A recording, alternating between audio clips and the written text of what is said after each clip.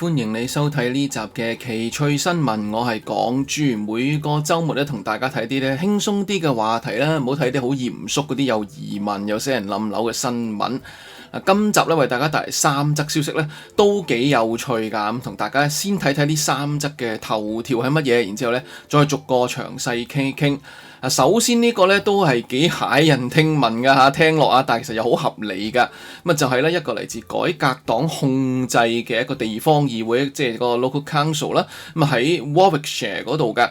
咁畫面見到呢一位嘅council嘅佢嘅領袖咧就宣布咧落台啦，而因為咁樣咧，令到咧佢個副手呢位只係18歲嘅青年咧，就成為咗呢個地方議會嘅領袖啊，即係後生可畏啦！18歲就可以咧做咗地方政府嘅阿頭喎，咁究竟咧會唔會就係我哋叫英雄出少年咧？一陣間講多少少內情啊嚇！咁第二單咧就係嚟自哈佛大學嘅法律圖書館啊嚇，咁佢哋咧原來咧喺1946年嘅時候咧用咗27.5美元咧係買入咗份文件，佢哋嗰時咧都認為咧只係英國嘅大憲章，大家一定聽過啦。尤其是如果大家睇過《Life in the UK Test》嗰本書咧，入邊有提到啊，呢份咧係好重要嘅歷史性文件啦嚇。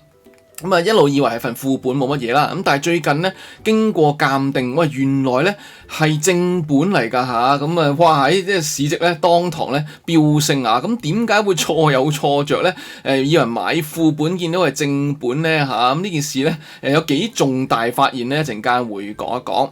咁最後咧都係價值連城嘅嘢，不過咧就係一個小提琴啊！唔好以為個名叫小提琴就好少啊，好貴㗎，15萬英鎊㗎嚇，係1740年製造㗎。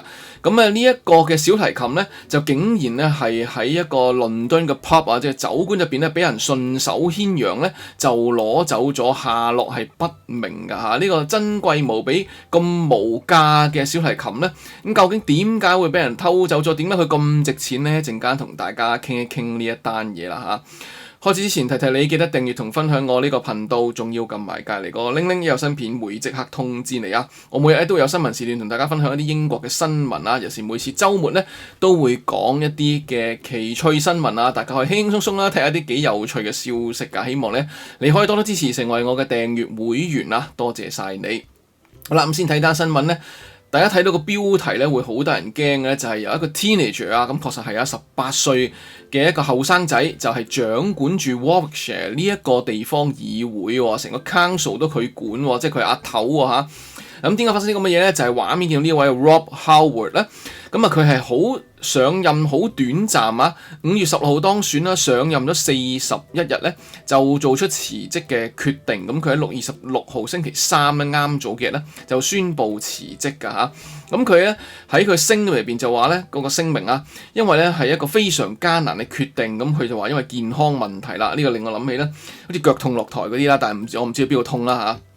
知道呢位霍華德Howard 咁總之咧就係健康。咁佢就話咧領導人啊，即係地方嘅辦事人啊，或者揸 fit 人咧嘅角色咧要求係好高㗎，其實應該嗰個 role 啊嚇，即係嗰個責任啦。咁遺憾嘅咧就係佢嘅健康問題啊，令到佢冇辦法咧能夠做到佢希望達到嘅工作水平同標準。佢覺得咧自己唔能夠履行職責，咁所以咧佢又決定辭去職務啦嚇。咁佢代唔代表佢完全唔做一個議員啊？佢都要做翻咧地方議會嘅議員個 councillor，只不過咧佢就係話咧唔會做領袖嘅啫。咁即係因為咧做阿頭好多嘢噶嘛，個個都入嚟敲你房門，即係問你嘢噶嘛。咁佢就話咧我繼續都會做議員㗎，大家可以放心啊咁樣。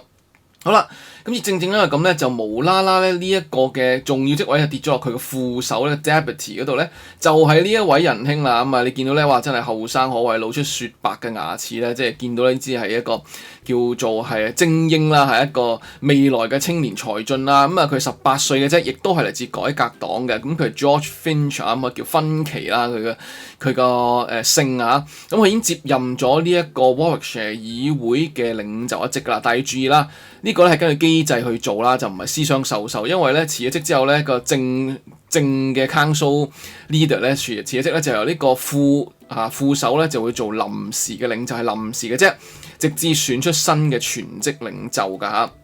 咁啊，呢一位嘅George Finch 呢位芬奇咧，佢就向傳媒表示咧，佢將會確保議會咧係一個穩定嘅控制之中，直到選出咧一個長期嘅領袖。咁佢亦都感謝咧霍華德議員咧，即係前任嘅議長咧，係對於呢一個 Warwickshire 嘅貢獻，即係華威郡啦嚇，即係大家可能聽過英國間華威大學啊。就係呢個華威啦嚇，咁佢就話咧，佢都理解呢一位嘅霍華德咧做呢個決定嘅原因，同埋未來咧期待繼續同佢合作，而且咧我哋改革黨對於服務居民嘅初心咧係不變嘅咁解啦。因為咧啲居民會唔會擔心咧？我哋唔係睇少嗰啲小朋友，或者睇少都唔可以叫小朋友啦，我咁講都唔係好啱，唔係睇少啲少年啊，英雄出少年啊嘛，係嘛？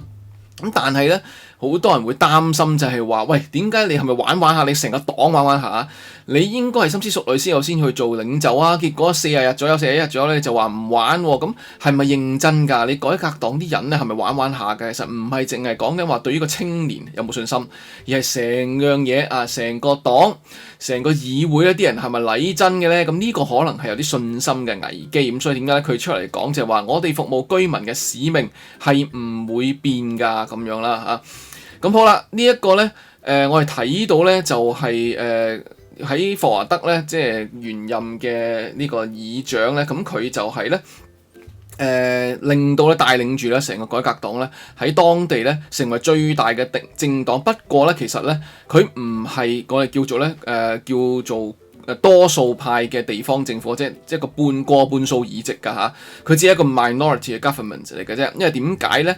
其實佢哋改革黨咧係獲得23個席位，就唔夠變成咧直接簡單多數嗰29個㗎。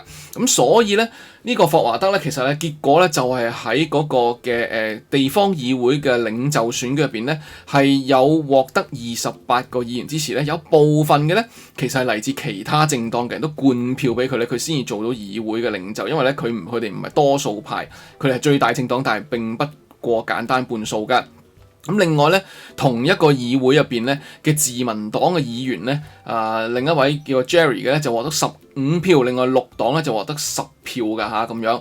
咁所以大家可以諗下啦，如果補選嘅時候有機會咧呢樣嘢被攻擊啦，喂，你改革黨好似玩泥沙咁樣嘅喎嚇，喺當我哋啲居民嗰啲民意係點樣啊，轉頭又換人咁樣，咁所以佢都會好擔心，一定要出嚟安撫下啦。唔知會呢個時候咧法拉奇啦嚇，佢哋嘅改革黨嘅領袖會唔會出嚟咧去落下區咁樣啦，去撐下啦咁樣，同埋咧睇下可唔可以拉攏到咧其他政黨嘅 councillors 係支持啦。因為大家諗下啦，自民黨有15票，綠黨有10票啊咁樣，其實咧都好接近嘅。如果兩個黨嘅加埋晒啊，咁如果有棄保效應，有人咧合縱連橫，會唔會有機會咧令到改革黨失去咗呢一個地方議會嘅控制權咧嚇？咁呢個咧就係要留意一樣嘢嚟啦嚇咁樣。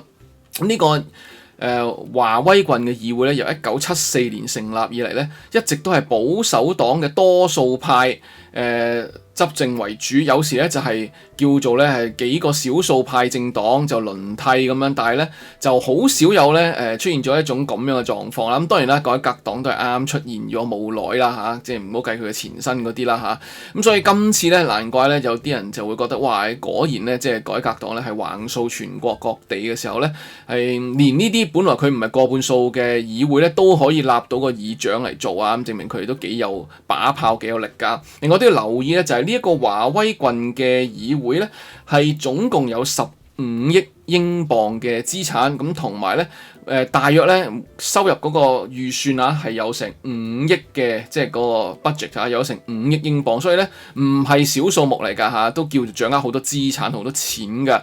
咁所以呢啲錢何去何從咧？由邊一個政黨嘅議員係可以叫做控制住、領導住咧，就令人咧非常之咧係關注啦。咁大家點樣睇咧嚇？會唔會覺得咧英雄出少年啦，即係好厲害啦嚇？改革黨咧其實可能會唔會乾脆咧由呢一位少年芬奇咧做埋坐正啦係嘛？會唔會佢可以出選呢個議會都得咧嚇？大家點樣睇咧？可以留言分享下噃嚇，即係會唔會就成為下一個法拉奇啦嚇？好有民望咧咁樣。好啦，講第二單新聞咧就係咧嚟自咧哈佛大學嗰邊消息啊，唔係哈爾濱佛教大學啊，真係美國哈佛大學啦。咁佢哋嘅法學圖書館咧長期以嚟都被認為咧，佢哋持有一份咧英國嘅大憲章嘅非官方副本嘅，咁係1940幾年嘅時候咧，用咗20幾蚊美元嘅時候買嘅，咁如果折合翻而家嘅價值咧，都只不過幾百蚊美金嘅，就唔貴嘅啫嚇，即係佢付出嘅成本。咁但係例如經過最近經過專家嘅鑑定咧，證實佢係咧由呢個1300年 Edward I 頒布嘅大憲章嘅原本嗰件 original 之一，因為咧其實有7份嘅 original， 咁其中一份嚟嘅啫嚇。咁呢份嘅文件咧正本80年嚟咧都被錯誤地分類啊！哇，好彩中間咧啲人唔會覺得啲副本嚟求其啦，搣爛佢啦，咁大鑊啦嚇。好啦，咁即係今次點解我發現呢樣嘢咧？嗱，咁睇下呢份嘢個樣先啦嚇，即係呢個咧就係咧有相片入邊就係見到呢個啦嚇，咁呢份嘢。咁其實咧係由倫敦嘅國王學院即係 King's College 咧，有一位中世紀歷史學教授咧，咁佢就喺呢個哈佛嘅法學院圖書館嘅 online 嘅 collection 嗰度咧，見到呢一份文件，即係可能咧 scan 咗掃描咗擺上網啦。咁佢就喺度咧仔細咁瀏覽嘅時候咧，就揾到咦點解好似好真下喎副本？你話係副本，點解個樣咁真嘅咧？咁樣咁於是咧。呢位教授咧就同另外咧其他嘅歷史學教授咧，就利用光譜成像同埋紫外光等等多種嘅測試方法咧，去嘗試驗證一下啦嚇。咁呢啲咧我識條 iron 啦，我當然唔知佢係咩方法啦。總之用一啲科學方法去鑑證咗咧，證實咗呢份文件其實真確性係真嘅嚇。佢亦都話咧，我係逐字逐句檢查啦，發現佢同其他6份現存嘅所謂正本咧係完美咁匹配㗎嚇。咁同埋咧筆跡上面有啲小細節咧咁呢啲咧其實咧就係好唔尋常地嘅一啲寫嘅手寫痕跡咁樣因為大家知道啦，1300年嘅時候咧當然唔會有影印機啦，咁所以我哋所謂嘅 original 咧簡單啲嚟講就係咧。有幾份咧係叫正本，而幾份咧都係人手抄寫、人手簽名嘅正本，即係準備定幾個 copies 嗰陣時咧，然之後咧入邊要簽名嘅人咧就逐份去簽名，咁所以每一份都係正本噶嘛，嗰個邏輯係咁樣啦嚇。咁正正就因為咁啦，係手寫嘅簽名嚟嘅嚇。咁如果嗰份係正本，即係由原先簽署人去簽署嘅話咧，嗰啲簽名上面啲小細節、小 details係應該會一樣嘅。咁如果係後來有啲人咧係去到即係去複製嘅，即係冒簽嘅咁會有啲細節咧係會唔一樣噶嘛。所以就點解咧？今次終於發現咗咧，就原來係堅抽嘅，係堅嘢嚟㗎嚇。呢個咧就係真正嘅大憲章啦。咁大家如果咧係有睇過 Life in the UK Test 嗰本小冊子大家可能都記得入邊有略略提到大憲章啦。咁一路都被視為係西方法律同埋民主傳統嘅基石啦，亦都係確立咗咧統治者都必須要服從法律嘅原則啦。即係好似周星馳電影所講天子犯法與借民同罪啊嘛。咁最初咧就係1215年頒布嘅係第一份以書面形式確立咗咧國王同佢嘅政府咧唔會凌駕法律之上嘅原則嘅文件啦，亦都可以被認為世界上其中一份最有價值嘅文獻啦。除咗可能呢個死海古卷嗰啲之外咧，可能呢份都係歷史上非常之有原則嘅有重要嘅性嘅一個根本性文件啦咁樣啊。咁咧，亦都係訂立咗咧對好多普通民眾咧嘅權利係好多全球嘅憲法基礎，有人視之為咧全球第一份咧可以叫做憲法性質嘅文件啦嚇。咁呢份嘢咧其實係唔係咧真係叫做好意外地啦，好意料之外地咧係哈佛嘅圖書館獲得咧，其實係嘅，1945-46左右啦嚇。我見到兩個法，有人話1945，有人話1946啦。咁當時咧就買得呢份文件咧，被認為副本嘅，佢哋係嗰陣時用27個半嘅美元買咗嘅，而家大概值翻可能200-300蚊美金左右啦嚇，即係嗰個轉翻通脹之後計算出嚟啦咁樣。咁呢個係根據佢哋嘅採購記錄揾到㗎嚇。咁其實咧，之前咧都曾經有轉過幾下手嘅，譬如話曾經係有一個英國嘅皇家空軍退伍軍人咧，就係擁有，咁佢咧係曾經有賣過俾倫敦嘅書商，然之後倫敦嘅書商咧後來又再輾轉賣出去之後咧，就跌咗落去呢一個哈佛法學院嘅手上，因為咧我諗冇人會覺得呢幅係真嘢，即係如果忽然之間咧喺市場上面有人流傳一份叫清明上河圖，你都覺得唔會係真啦，係嘛？或者呢個咧可能係叫顏希之嚇，咁嗰啲係咪顏希之啊？我都驚哇定係黃希之啊？我都哇即係我啲國學有事啊！總之咧就係顏真卿係嘛？你睇下我都幾屎啊！咁咧就係咧呢啲咁嘅書法嘢，你梗係以為係副本係假嘢啦。如果你只係幾廿蚊買翻嚟，幾百蚊買翻嚟，點會覺得係真嘢咧？係嘛？咁正就係咁啦。哈佛嗰邊都唔覺得係真嘢，佢買嗰時咧，佢由頭到尾都覺得係副本形式之下買翻嚟㗎咁樣。咁今次咧，即係結果咧就係執到寶啦嚇，問天問地都攞唔到啦嚇。